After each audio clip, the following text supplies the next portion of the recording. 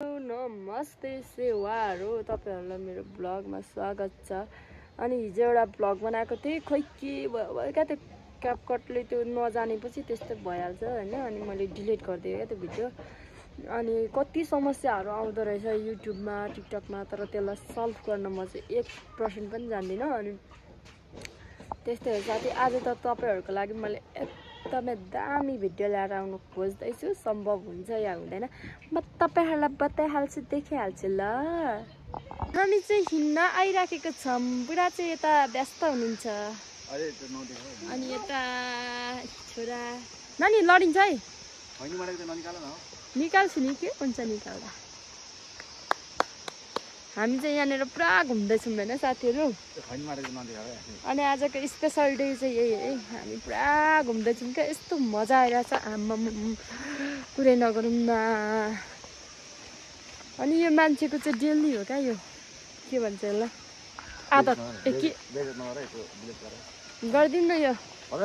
यहाँ आज चाहिँ हाम्रो स्पेशल डे छ। डे भनेको चाहिँ यही, आजको स्पेशल दिन चाहिँ यही।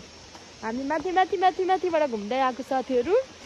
यहाँ पुगिसक्यौँ। अनि यहाँ छोरा अनि म, अनि यता चाहिँ हाम्रो श्री प्रवीण तुम्बापु है। अनि म पनि हिँड्दैछु यहाँ हिँड्नुहुन्छ। अनि यता घर छ, अङ्कल हो ए अङ्कल सेवारो।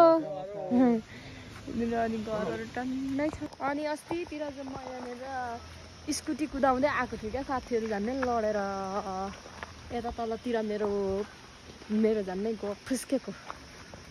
हिँड्दैछौँ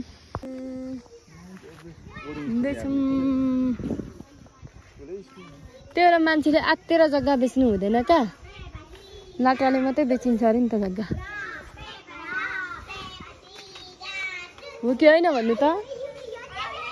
अब अहिले हामी हाम्रो जग्गा बेच्नलाई हतास गर्दैछौँ। त्यो 9-10 वर्ष पछाडि अर्कै हुन्छ क्या। पुरा खेल्दै रहेछ। अनि मेरो छोरा चाहिँ पुरा हेर्दैछ क्या सिजर पेपर।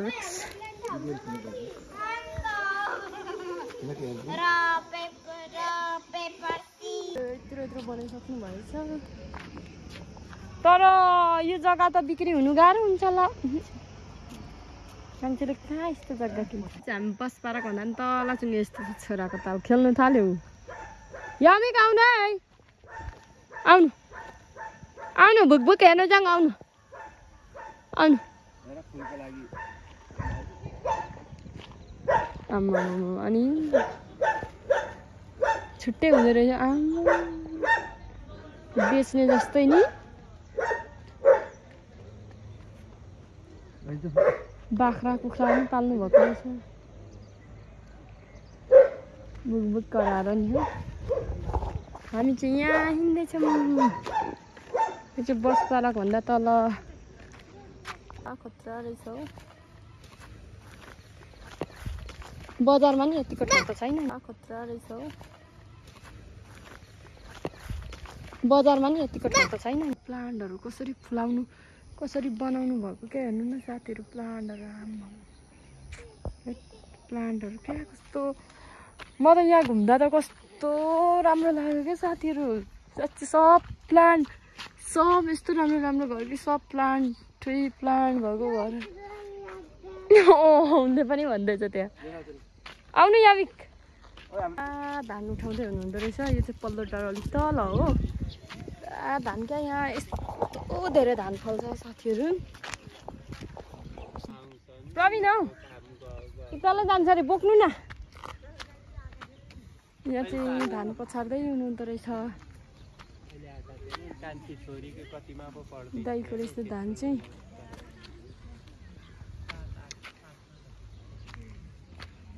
धान टन्नै फल्दो रहेछ यहाँ।